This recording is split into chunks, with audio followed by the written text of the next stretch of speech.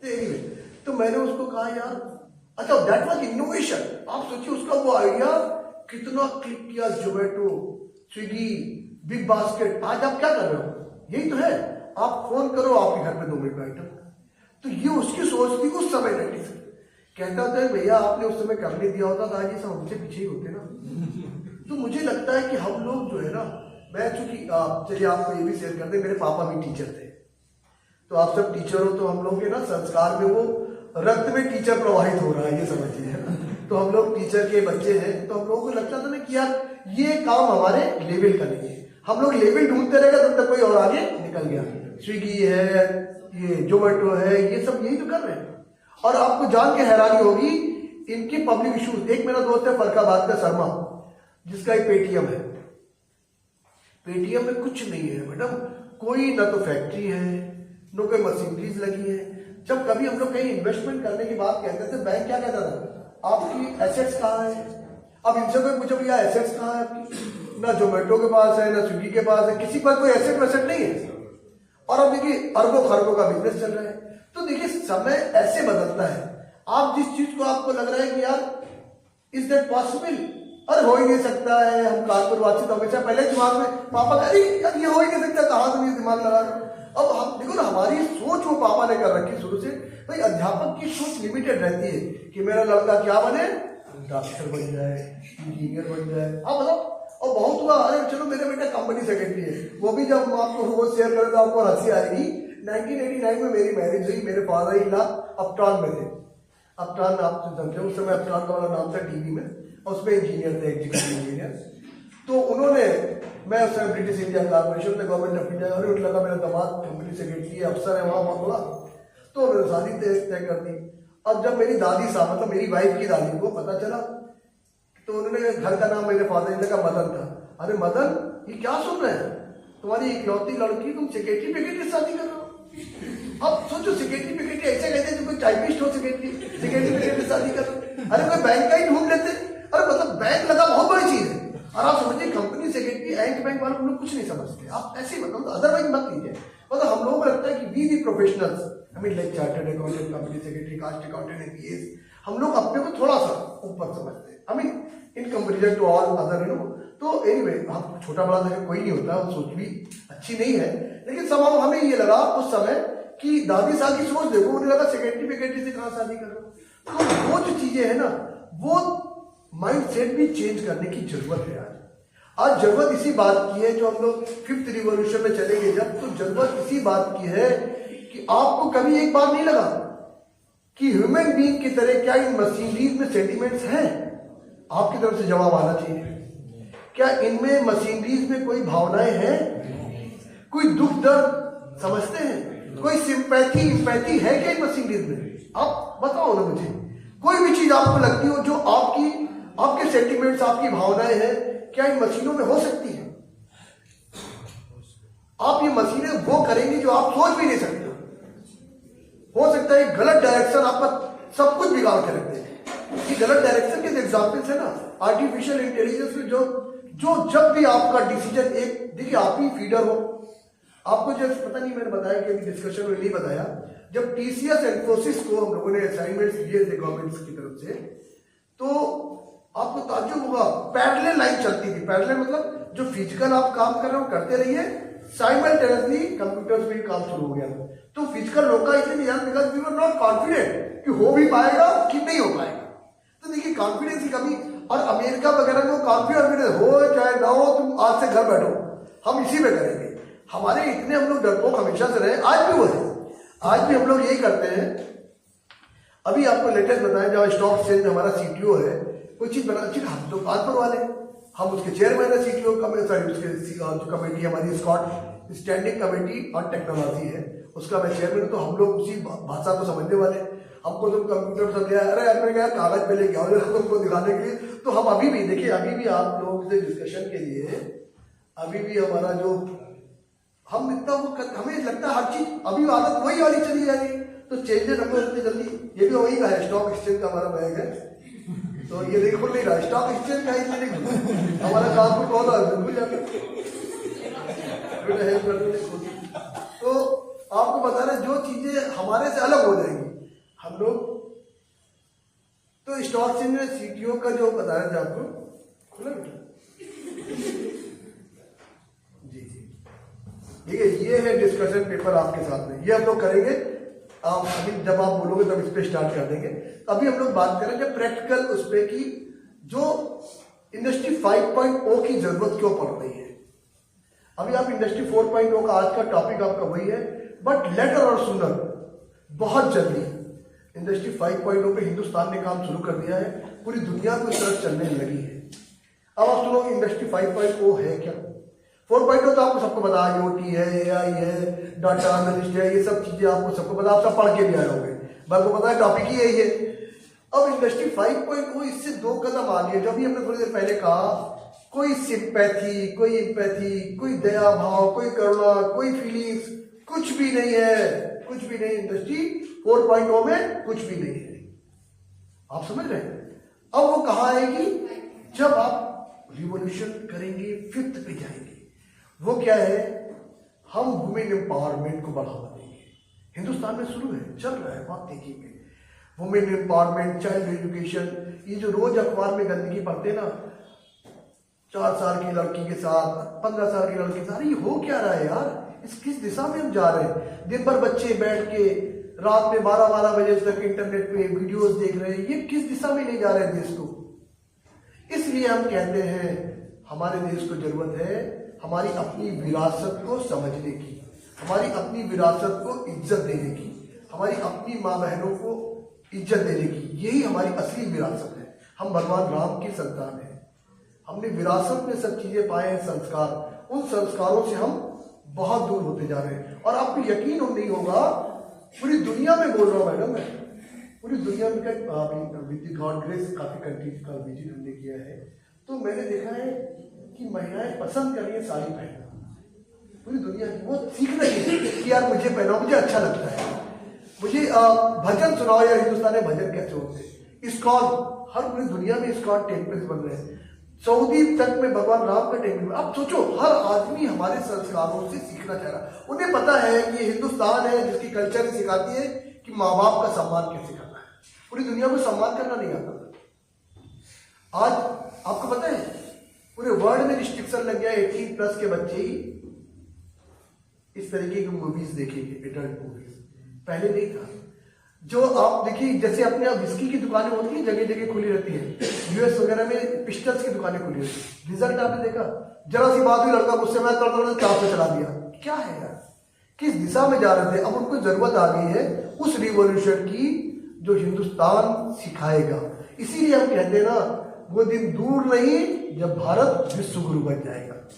विश्व गुरु आप और हमें ही बनाना है, और कोई नहीं बनाएगा। बनाने के लिए हाँ कोई ऊपर से परिंदा नहीं आएगा, आप और हम ही विश्व गुरु बनाएंगे।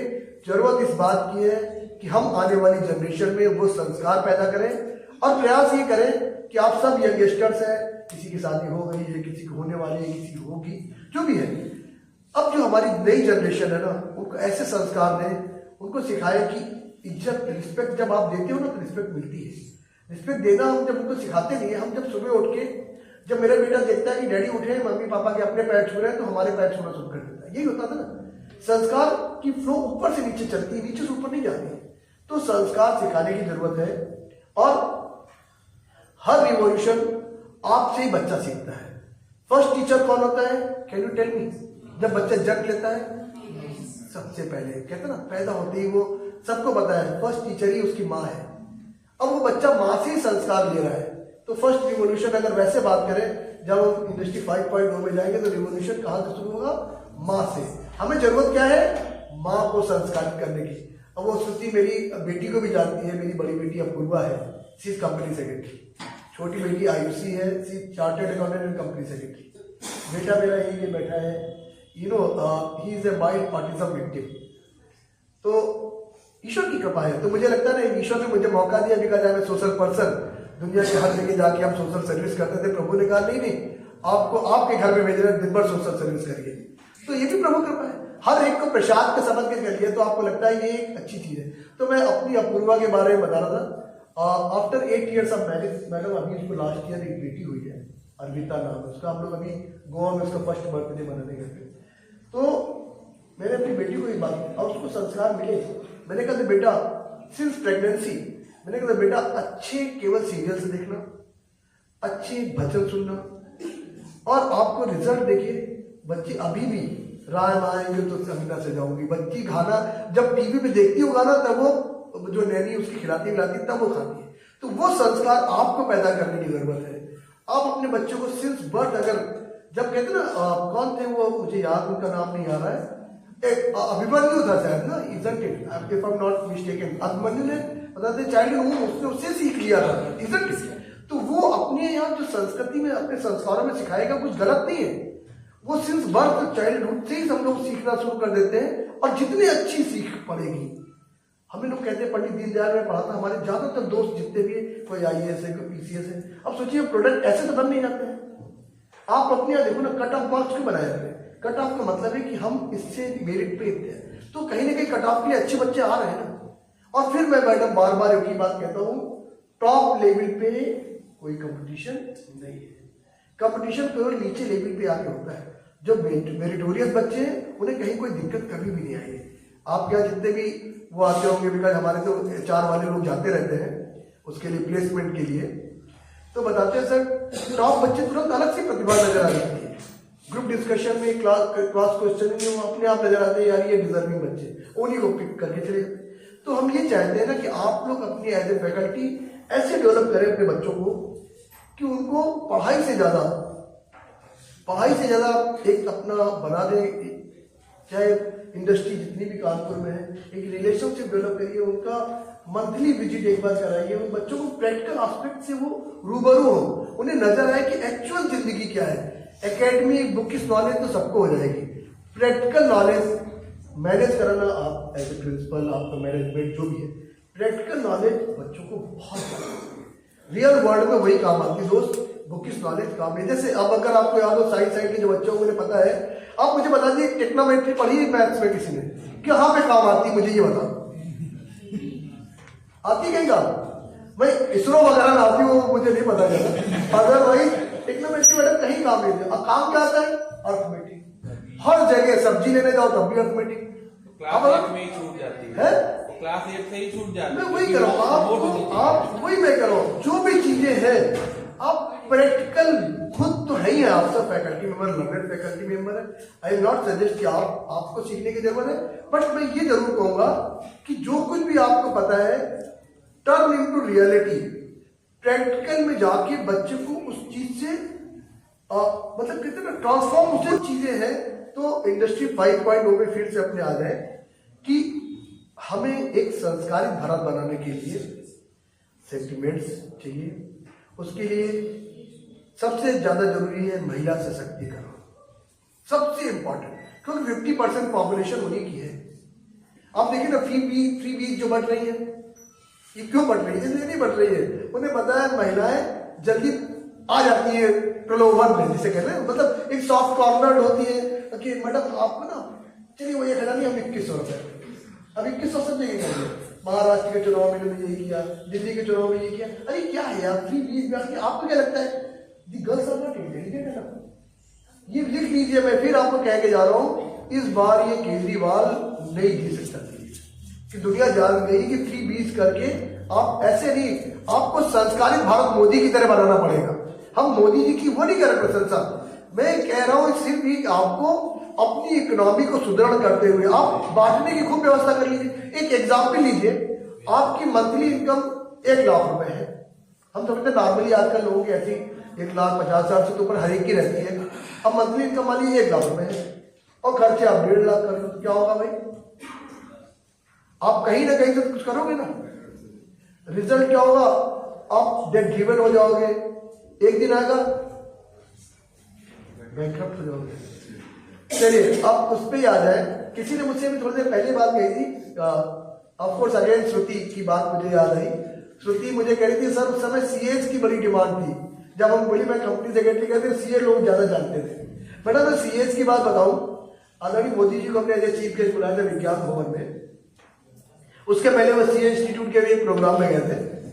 उन्होंने राजेश अग्रवाल उस समय CA इंस्टीट्यूट के प्रेसिडेंट थे, तो मोदी जी ने एक ही बात कही, राजेश जी, मोदी जी तो विशुद्ध हिंदी में बढ़िया बोलते हैं, राजेश जी मुझे फख्र है आपके इंस्टीट्यूट ऑफ चार्टर्ड अकाउंटेंट्स पे कि जिनके दिए हुए एंड यूज सर्टिफिकेट्स पे हमारे बैंकर्स ने विश्वास किया और इंडस्ट्रीज को लोन दिए और ultimately most of the industries bankrupt हो गई। एक तरफ फक्र है और दूसरी तरफ आपके सर्टिफिकेट पे लोन दिया और लोन डूब गया।